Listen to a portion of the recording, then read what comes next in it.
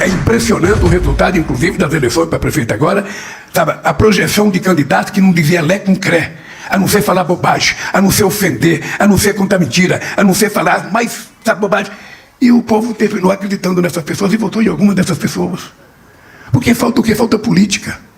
Falta discutir política das universidades, falta discutir política na escola, falta discutir política na fábrica, porque a política é quase como o ar que a gente respira.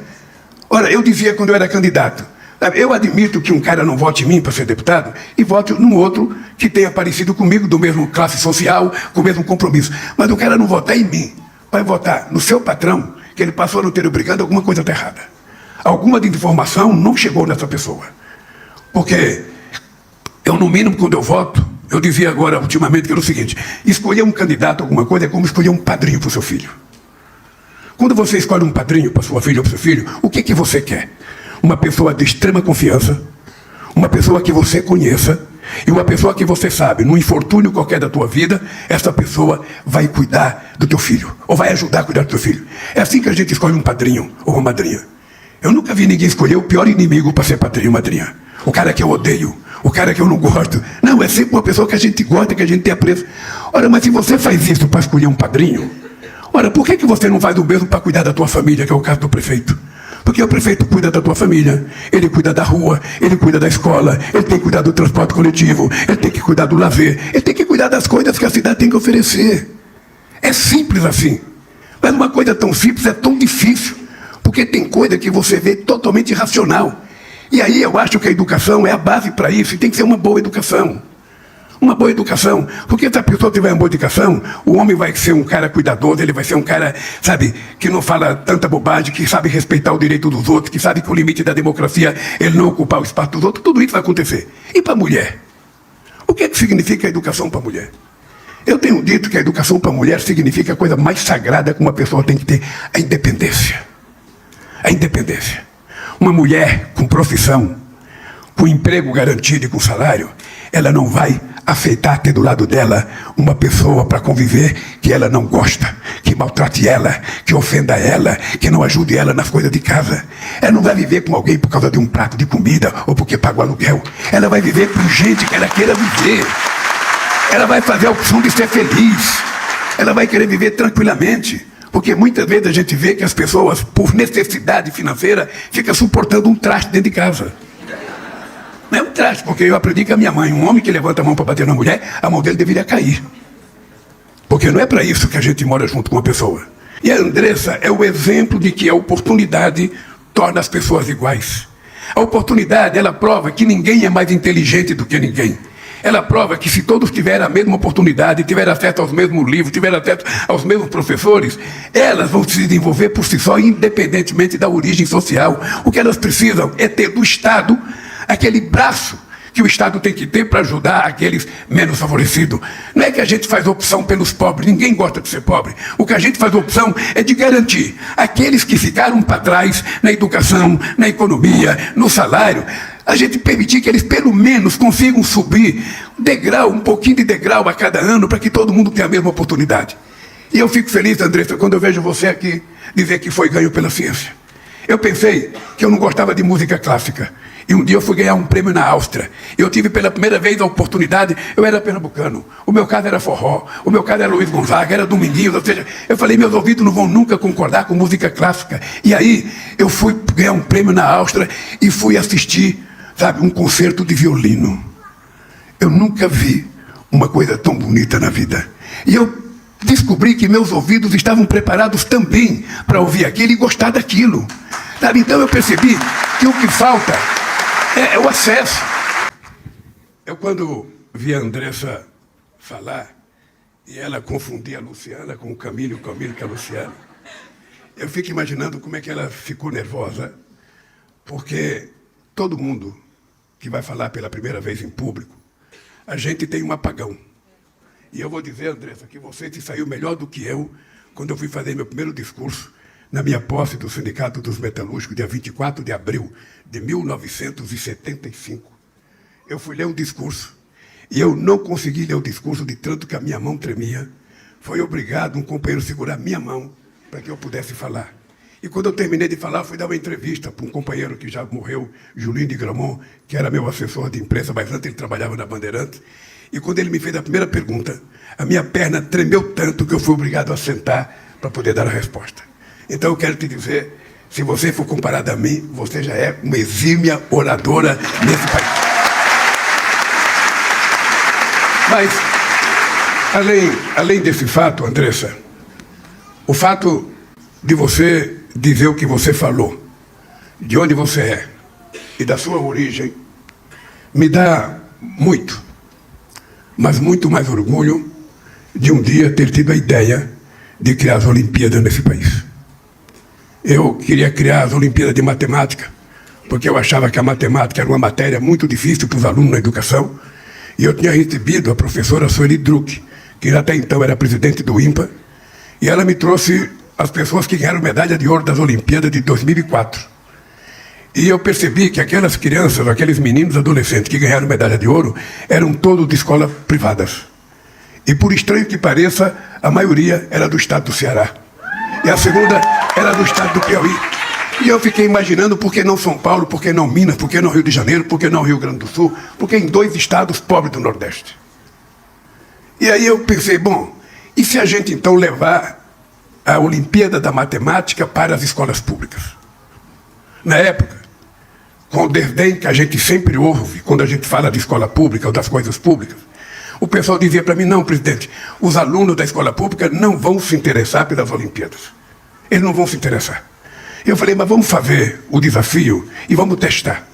E veja que coisa engraçada. Em 2005, se inscreveram 10 milhões de meninas e meninos da escola pública para fazer as Olimpíadas da Matemática.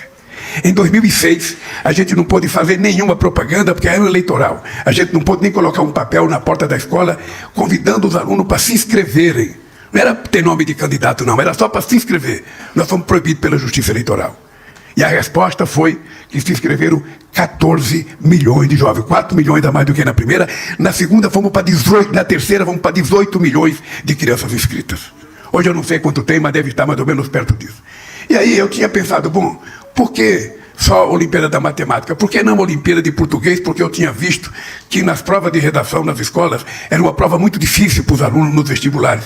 E por que a gente não pode fazer, sabe, uma Olimpíada de Português? E fizemos a Olimpíada de Português. Na primeira inscrição se inscreveram 5 milhões de meninas e meninos. E aí eu pensei, por que não uma Olimpíada de Ciência? Já que a ciência é uma matéria muito difícil na escola, pelo menos para mim, quando eu estudei, o pouquinho que eu estudei. Ou seja, eu estudei tão pouco que não deu nem tempo de estudar ciência. Mas eu percebi que era uma matéria que a meninada tinha um pouco de medo. E eu falei, por que não criar uma Olimpíada da Ciência para que a gente possa cativar e motivar os meninos a estudarem? Depois eu pensei, por que não fazer uma de física? Bom, nem tudo que a gente pensou pode ser implementado. Eu estou vendo aqui os companheiros que eram da Uni naquela época, vocês estão aqui já, quem sabe, sendo professores. E o dado concreto é que o resultado foi extraordinário. Porque, dentre outras coisas, a gente motiva as meninas e os meninos a querer ir para a escola, a querer estudar, a querer participar. E eu pensei que a gente poderia estar resolvendo um problema crônico da educação nesse país. E qual é o problema crônico na educação desse país? É que dependendo o berço que uma criança nasce, dependendo da qualidade do salário do pai ou da mãe, essa criança não é que ela é mais inteligente do que uma que nasce exatamente o contrário. Essa criança apenas tem mais oportunidade. Ela come as calorias e as proteínas necessárias ao desenvolvimento humano. Ela, se tiver fraco numa matéria, ela chega em casa, ela tem o pai ou a mãe que estudaram, que fizeram universidade, que pode facilitar a vida discutindo, ensinando eles. Eles podem levantar de manhã e ir para a escola com café, sabe, mais prazeroso. Ela pode, às vezes, ir de ônibus para a escola, ou às vezes o pai até levar de carro. Tudo isso facilita com que algumas pessoas tenham as oportunidades que outras não têm. E quando a Andressa fala que ela é filha do Bolsa Família, eu sei da dificuldade que a família dela sofria para poder garantir que ela estudasse. Eu tenho noção de que ela não tinha as mesmas qualidades, que o pai dela e a mãe dela não tinham diploma universitário e nem sei se tinha o diploma primário, porque no Brasil 68% da população ainda não completaram o ensino fundamental nesse país. Então, ou seja, o país, ele fez uma opção, sabe, de ser assim. Então eu fiquei pensando, o que a gente pode fazer se não a gente ajudar essas pessoas? Pois bem, eu tenho muito orgulho da gente já dar na 11ª Semana Nacional de Ciência e Tecnologia. Da 21ª. Eu tenho aqui para seguir a Andressa e a Luciana, a gente vai. E veja que eu não falei errado porque não está escrito aqui, 21ª. Eu fico muito feliz de estar participando disso aqui, porque eu acredito sempre o seguinte. Por que o país fez uma opção histórica de não acreditar na educação durante muito tempo? Eu fico me perguntando por que esse país foi o último país da América do Sul a ter uma universidade federal. Obviamente que tinha uma decisão política. Tinha uma decisão política de que aqueles que governaram o Brasil até então, quem era rico, podia mandar seus filhos estudar em Londres, em Harvard, podia mandar estudar na Sorbonne, podia mandar em Madrid, poderia ir em Coimbra. E ao filho do pobre restava o direito de que pobre nasceu para trabalhar. E se nasceu para trabalhar, não precisa estudar muito. Somente, quase, no começo do século XX, é que então se começou a pensar em formar jovens para o mundo do trabalho. Não para atender a necessidade do jovem, mas para atender a necessidade do mercado de trabalho, da indústria incipiente nesse país. Então, investir na educação é uma coisa tão absurda que a elite não tenha pensado nisso, porque eles deixaram que um presidente da República, que não tem diploma universitário, fosse o presidente que mais fizesse universidade e mais instituto federal no país. Porque a arte de governar é a arte de tomar decisões, é a arte de fazer escolhas, é a arte de você dizer para quem que eu quero governar, quem é que está precisando do Estado, quem mais necessita do Estado. É uma coisa simples, mas que não ensina na universidade. Não ensina. A política e a sabedoria política é uma coisa que está no berço de cada um de nós. É por isso que eu aprendi muito cedo a não confundir inteligência com ano de escolaridade. O ano de escolaridade te dá conhecimento, a preferência do conhecimento. A inteligência é uma coisa que a gente nasce com ela. A gente pode aprimorá-la, a gente pode colocar nela muito conhecimento. E eu quero que o Brasil seja um país que dê oportunidade para que as pessoas tenham conhecimento. Eu, quando vejo aqui o Camilo Santana, a Luciana, comparar, o nosso grau de escolaridade com a União Europeia, mesmo com o Chile ou com a Argentina, é muita tristeza a gente ver que a gente está atrás. Se a gente for comparar o número de meninos na universidade de 17 a 24 anos, ou de 17 a 29 anos, a gente está atrás do Chile proporcionalmente, a gente está atrás da Argentina proporcionalmente.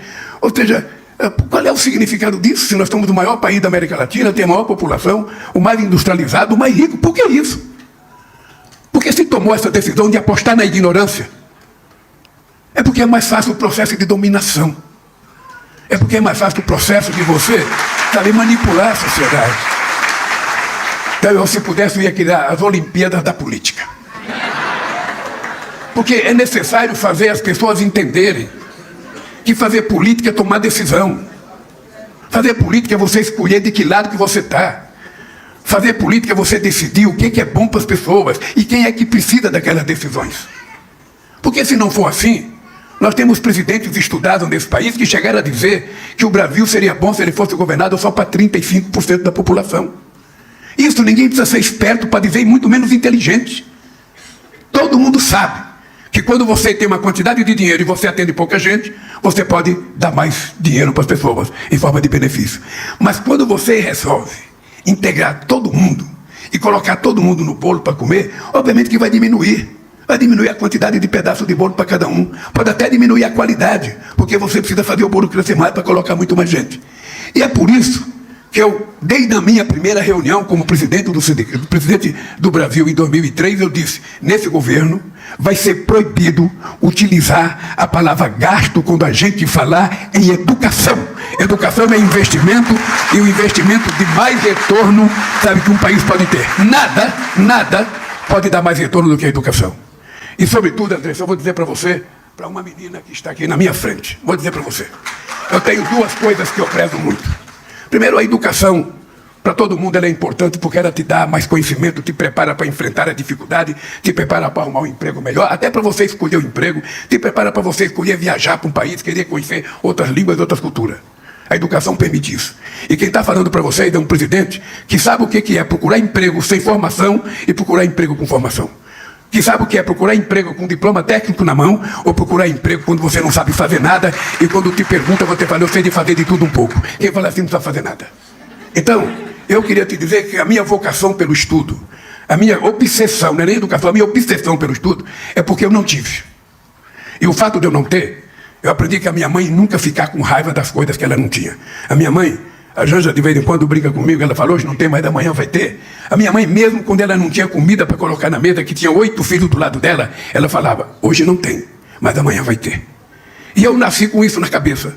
Eu nasci com isso na cabeça. Então a minha obsessão não foi ficar com mágoa porque eu não aprendi e não cheguei na universidade. A minha obsessão é garantir que o filho de todos os brasileiros, independente da cor, da raça, da religião, do time de futebol, todos, sem distinção, tenha direito a ir para uma universidade, tenha direito a ter uma profissão. E é por isso que a educação está impregnada na minha cabeça. E também a política. Porque se a gente tivesse uma educação de qualidade, com a formação, sabe, do ser humano corretamente, a gente não via nascer nesse país o negacionismo que nós vimos nascer nos últimos tempos na política brasileira. Nós vimos nascer. Então, Andressa, eu fico feliz quando eu vejo uma menina, filha do pé de meia, filha do Bolsa Família, e filha de uma família nordestina que certamente você já estudou mais do que o teu pai, você já estudou mais do que a tua mãe, você vai arrumar um emprego, vai ganhar mais do que o teu pai, do que a tua mãe, eu quero que você ganhe muito mais. Eu quero que você ganhe muito mais, porque eu não quero que você vá para o Bolsa Família. Eu não quero que você vá para o pé de meia. Eu quero que você ajude a ganhar bem, a pagar o imposto que tem que pagar, para com tua capacidade, a gente ajudar a cuidar de outras pessoas que têm menos necessidade. Se a gente fizer isso, esse país vai ser um país justo, vai ser um país solidário, um país fraterno. Eu tenho muito orgulho para os professores que estão aqui. O resultado das Olimpíadas de Matemática é que a gente inaugurou no Rio de Janeiro a Faculdade da Matemática. Ou seja, são 400 vagas, sabe, com direito à moradia, com direito ao almoço e à janta para os principais gênios da matemática das Olimpíadas, que vão ser selecionados para que a gente não deixe mais os nossos gênios ir embora estudar no exterior e ficar lá. Não, nós queremos que ele fique no Brasil, estude no Brasil e seja gênio do Brasil. E isso pode acontecer, Luciano. Isso pode acontecer na ciência. Basta que a gente encontre um governador, um prefeito, como fez o Eduardo Paes, que nos ofereceu um prédio. Se passar alguém nesse país oferecendo um prédio para a gente fazer uma faculdade de ciência, os caras virarem gênio, fazer a faculdade de física, pode ficar certo que a gente vai fazer. Porque se não tem dinheiro hoje, a gente vai arrumar para a gente fazer desse país um país grande, um país independente, um país soberano, um país que ande de cabeça erguida pela qualidade do seu povo. E nós sabemos que tudo isso resulta. Não é que eu sou contra exportar soja, sou contra exportar minério de ferro, não. Maravilhoso que a gente exporta, até porque na soja hoje tem muita tecnologia. Nos nossos animais tem muita tecnologia, muita genética. A gente não pode desmerecer esses produtos. Mas eu quero que esse país se transforme num país exportador de conhecimento, exportador de inteligência, com muito mais valor agregado, com muito mais recursos e com muito mais significado para o bem-estar de cada família do povo brasileiro. Por isso, querida Luciana, meus parabéns. Por isso, meu querido Camilo, meus parabéns pelo acordo que vocês fizeram, pelos protocolos que vocês assinaram, e a vocês, cientistas desse país. Você sabe que todo cientista é chamado de louco. Todo cientista, porque a ciência é uma coisa maluca, porque você pesquisa, e de repente não dá nada. Mas o não dá nada já é um ganho para a pesquisa. Você não saberia se ia dar nada se você não pesquisa. Você não saberia. Então, no Brasil, não se gosta de investir em pesquisa, não se gosta porque às vezes o resultado é negativo. Sabe, quando na verdade esse país tem que investir mais em pesquisa, não tem problema que não dê resultado, mas que tem que investir em pesquisa. E nós, até outro tempo, eu fui na China, essa foi uma lição que eu tive na China. Aqui no Brasil a gente tinha a tese de que um cientista, um pesquisador, ele fazia a sua tese, a sua pesquisa, e o resultado ficava para ele queria colocar na gaveta, eu sou dono dessa pesquisa é minha, aqui ninguém mexe. Eu descobri que na China o cara pesquisava, fazia as suas teses, e ele colocava as teses para as empresas transformarem aquela tese num produto, alguma coisa que fosse de interesse de todo, para fazer crescer a economia. Então eu quero cientista para produzir conhecimento para todos os 210 milhões de brasileiros, para o mundo inteiro. Por isso, eu quero dizer para vocês, enquanto eu for presidente da República, me falta 2 anos e 1 mês e meio ainda, a educação será tratada com respeito, com dignidade e com muito amor, porque a educação é a base da garantia da nossa soberania. Um beijo no coração de todos vocês e parabéns.